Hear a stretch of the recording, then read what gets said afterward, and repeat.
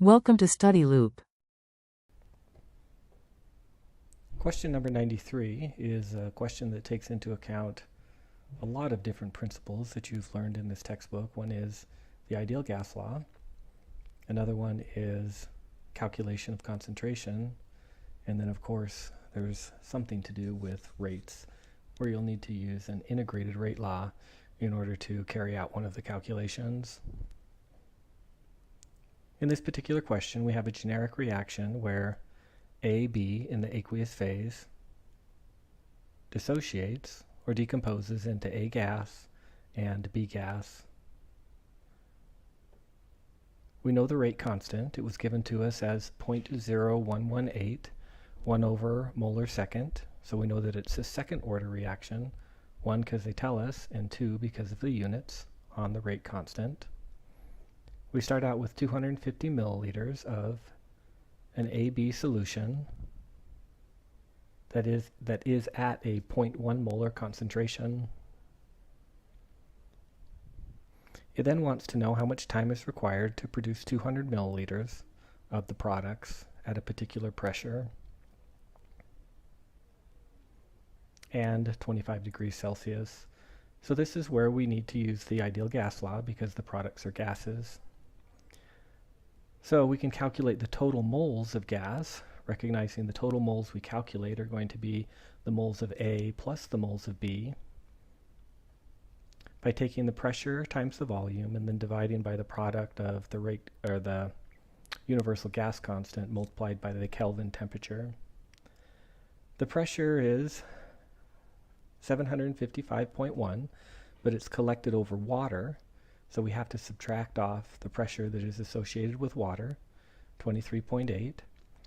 But using this equation with our R value of 0.0821, we need to have the pressure in units of atmospheres. So we'll convert the millimeters of mercury into atmospheres by dividing by 760. Then what we'll do is we'll multiply that pressure by the volume. We want to produce 200 milliliters. 200 milliliters is 0.2 liters. We'll divide that by the R value, 0.0821 or 0.08206, and the Kelvin temperature. They tell us the temperature is 25 degrees Celsius, so the Kelvin temperature will be 25 plus 273.15, so we get 298.15 Kelvin.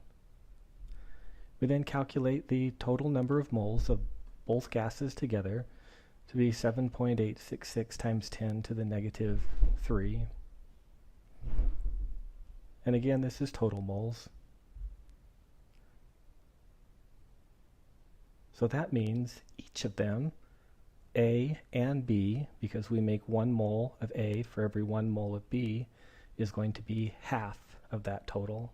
So each of them is 3.933 times 10 to the negative 3 moles.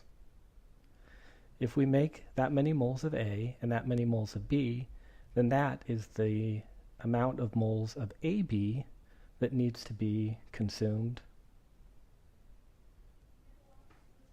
Knowing how many moles of AB were consumed is important because that's the information we need to determine the final molarity of AB after the reaction has occurred and produced enough gas of A and B in order to create the pressure that was given to us in the problem.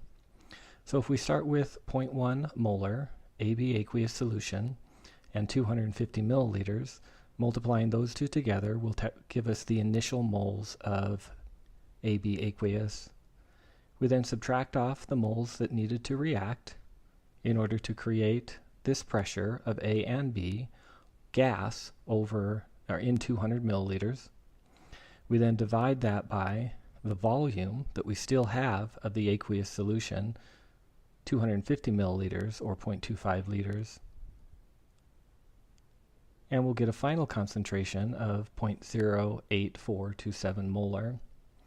Because this is a second order reaction, we can now use the second order integrated rate law, where we have 1 over the concentration at time t minus 1 over the concentration at time 0 is going to be equal to K multiplied by the time that needs to pass in order to reach this concentration, and in the process create this pressure of A and B gas in 200 milliliters.